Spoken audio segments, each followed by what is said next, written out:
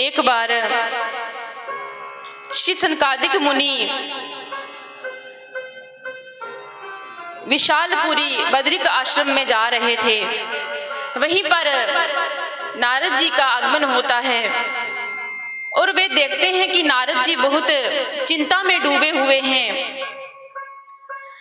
तो सनकादिक मुनि नारद जी से पूछते हैं, कथम ब्रह्मण दीन मुखा कुतश चिंता तुरो भवान त्वरितं गम्यते कुत्र कुतश चागमनं तव। सनकादिक मुनि बोले, हे नारद जी, आप इस प्रकार से क्यों चिंता में डूबे हुए हैं? आपका चेहरा इतना उतरा हुआ क्यों है? आप इस प्रकार से भागे हुए कहाँ जा रहे हैं? आप तो इस प्रकार से चिंतित दिखाई पड़ रहे हैं जिस तरह से किसी निर्धन का धन लुट गया हो। लेकिन आपका धन तो केवल भगवान नाम संकीर्तन है, फिर आपको किस बात की चिंता सता रही है? तो नारद जी बोले, हे सनकादिक मुनियों, मैं इस पृथ्वी को सर्वश्रेष्ठ जानकर पृथ्वी पर भ्रमण करने के लिए गया। सब जगह गया, हरिद्वार गया, प्रयाग गया, सब तीर्थों में गया, तो मुझे कहीं पर भी दया, दान, जप, तप, पवित्रता कहीं भी मुझे नजर नहीं आई। और अंत में मैं श्री धाम वृंदावन में गया, तो वहां यमुना जी के तट पर मेरे साथ एक बहुत ही अद्भुत घटना हुई। मैं वहां पर गया और देखा कि एक महिला जो है वे यमुना जी के तट पर बैठी हुई है और रो रही है, और दो पुरुष जो हैं वे उसकी गोदी में मूर्छित अवस्था में पड़े हुए हैं। तो उस देवी ने जैसे ही मुझे देखा और मुझे रोककर पूछा और कहा, भो भो साधो क्षणं तिष्ठ मच्चिन्तामपि नाशया दर्शनं तव लोकस्य सर्वथा गहरं परम। उस देवी ने कहा कि साधु महाराज, कुछ क्षणों के लिए यहाँ पर रुक जाइए। मैंने सुना है कि नारद जी जब आपके दर्शन हो जाते हैं, आप जैसे सच्चे संत के दर्शन हो जाते हैं, तो समस्या चाहे कितनी भी बड़ी क्यों ना हो, लेकिन उसका समाधान जो है वे अवश्य ही हो जाता है। देखिए महाराज, संत की कृपा कि आज भक्ति महारानी जो है वे भी अपनी समस्या का समाधान पाने के लिए एक संत की शरण में ही गई हैं। तो नारद जी ने कहा कि देवी, पहले मुझे ये बताओ कि तुम हो कौन? तो वे देवी बोली, अहम भक्ति रीति ख्याता इमो में तनयो मतो ज्ञान वैराग नामानो काल योगेन जर्जरो। तो वे देवी बोली, महाराज, मेरा नाम भक्ति है और ये जो दोनों पुरुष हैं ये मेरे बेटे हैं जिनका नाम ज्ञान और वैराग्य है। तो देखिए ना, समय की विडंबना को देखिए, कहाँ मुझे वृद्ध अवस्था को प्राप्त होना चाहिए था और मैं हर दिन जवान होती जा रही हूँ, और जो ये मेरे बालक हैं ये वृद्ध अवस्था को जा रहे हैं। मेरा जन्म द्रविड़ में हुआ,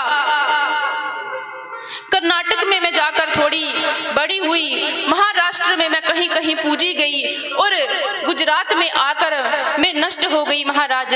और आज मैं यहाँ वृंदावन धाम में एक नव युवती बन गई, और आज मेरी समस्या का समाधान ना हुआ तो मैं इस स्थान को त्याग कर, इस देश को त्याग कर किसी अन्य स्थान पर चली जाऊंगी। तो नारद जी बोले कि देवी, तुम चिंता मत करो, मैं कुछ ना कुछ करता हूँ।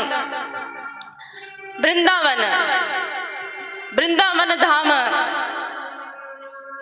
उसकी महिमा को बताने में बहुत सारे संत महापुरुष जो हैं वे भी असमर्थ समर्थ हैं। वृंदावन धाम की महिमा का गुणगान मैं कहाँ तक करूं। वृंदावन धाम जो है वे पूरे ब्रज का हृदय है, जहाँ के राजा मेरे श्याम सुंदर और श्री राधा रानी हैं। तुलसी जी का विशेष वन होने के कारण इसका नाम वृंदावन है। जिस मुक्ति के पीछे सब भागते हैं, वे मुक्ति जो है वह भी वृंदावन धाम में जमुना जी से जल भरकर लाती है और दासी बनकर रहती है।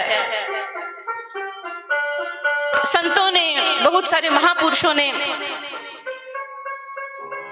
ये भी कहा है कि यहाँ पर दिन रात राधा रानी जो हैं वे अपने भक्तों का ध्यान रखती हैं, उनकी रक्षा करती हैं।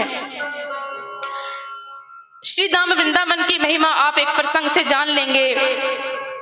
एक बार भगवान विष्णु ने प्रयागराज को तीर्थों का राजा बनाया। तो एक बार नारद जी ने प्रयागराज से पूछा कि हे तीर्थराज, क्या आपको वृंदावन भी कर देने के लिए आता है? तो प्रयागराज ने कहा नहीं।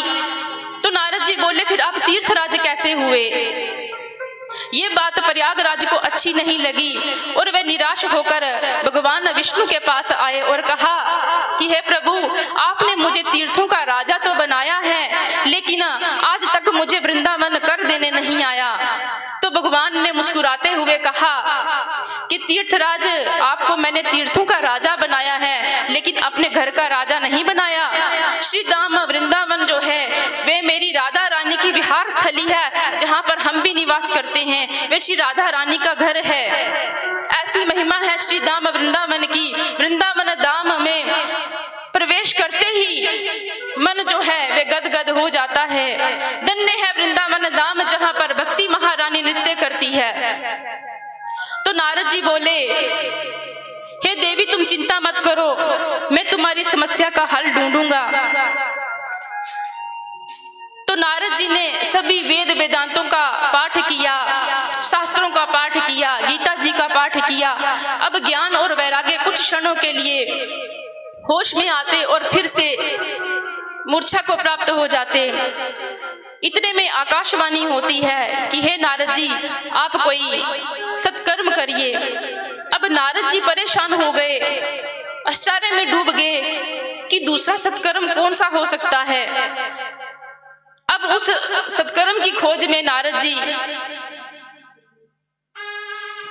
इधर उधर जा रहे हैं, सबसे पूछ रहे हैं। अंत में उन्होंने सनकादिक ऋषियों से पूछा। तो सनकादिक ऋषि बोले कि नारद जी, जिस सत्कर्म की आप बात कर रहे हैं वे सत्कर्म कोई और नहीं, श्रीमद् भागवत महापुराण की पावन कथा है। तो जाइए, ज्ञान और वैराग्य को श्रीमद् भागवत की कथा सुनाइए। तो नारद जी बोले, श्रीमद् भागवत महाराज, मैंने तो वेद भी सुना डाले, गीता जी का पाठ सुनाया, सभी पुराण सुना डाले। तो जो भागवत है वे तो सभी वेद और पुराणों का सार है, तो फिर भागवत सुनाने से क्या होगा? तो नारद जी बोले, मैं तो जो मेरे खजाने में था वे तो मैंने सब सुना डाला। तो सनकादिक ऋषि बोले कि नारद जी, आपने कभी आम का फल खाया है? तो नारद जी बोले, हाँ महाराज, खाया है। जिस प्रकार से एक वृक्ष का सारा फल एकत्रित होकर एक फल में आ जाता है, सारा रस जो है एक फल में एकत्रित हो जाता है और वह फल मीठा होता है, ठीक उसी प्रकार से ये जो वेद हैं ये निगम रूपी कल्प वृक्ष का पका हुआ फल है। तो जाइए, जाकर श्रीमद् भागवत महापुराण की कथा श्रवण कराइए, हम स्वयं कथा करने आएंगे। आज नारद जी गंगा जी के तट पर आनंद नामक एक नगर है, वहां पर जाकर कथा का आयोजन करते हैं। तो नारद जी खुद आज यजमान बने हैं और सनकादिक ऋषि वहां पर आते हैं कथा श्रवण कराने के लिए। जब सभी देवी देवताओं को पता चलता है कि यहाँ पर कथा श्रवण कराई जा रही है, सभी वहां पर एकत्रित होते हैं। प्रयागराज भी आते हैं, सभी तीर्थ देवी देवता सब आते हैं। अब जब भक्ति महारानी अपने बेटों को लेकर वहां पर पहुंचती है तो उसने देखा कि उसके लिए कोई भी स्थान नहीं है। तो भक्ति महारानी ने सनकादिक ऋषियों से पूछा कि महाराज, मेरा तो कोई स्थान ही नहीं लगा है, तो मैं कहाँ पर बैठूं? तो सनकादिक ऋषि बोले कि जाइए, जाकर यहाँ पर जितने भी भगवान के भक्त हैं, महात्मा हैं, संत हैं, साधु हैं, जाकर उनके हृदय में विराजमान हो जाइए। भक्ति सुतो तो तरनो गृहीत्वा प्रेमैक रूपा सहसा विरासित श्री कृष्ण गोविंद हरे मुरारी नाथेति नामानि मुहुर्वदन्ति। अब भक्ति महारानी ने जाकर संतों को हृदय में जाकर अपना स्थान बना लिया और सभी साधु संत महात्मा झूम झूम कर गाने लगे। देखिए, आज इस त्रिभुवन में वही धन्य है जिसके हृदय में देवी भक्ति विराजमान है। और अगर आप चाहते हैं कि आपके हृदय में आकर भगवान विराजमान हो, तो पहले भक्ति महारानी को बुलाइए। देखिए, कोई भी अगर मेहमान आपके घर में आता है तो आपके द्वार पर अगर कचरा पड़ा है तो वो वहीं से देखकर लौट जाएगा कि जिसका द्वार इतना गंदा है उसका घर कितना साफ होगा। तो भगवान भी इसी प्रकार से बाहर से ही देख लेते हैं कि मेरे जाने का स्थान है कि नहीं है, मेरे बैठने का स्थान है भी है कि नहीं है। अगर आपके हृदय में छल, कपट, पाप, लोभ भरा है तो भगवान भी आकर कभी भी वहां पर निवास नहीं करेंगे और ना ही भक्ति महारानी आएगी।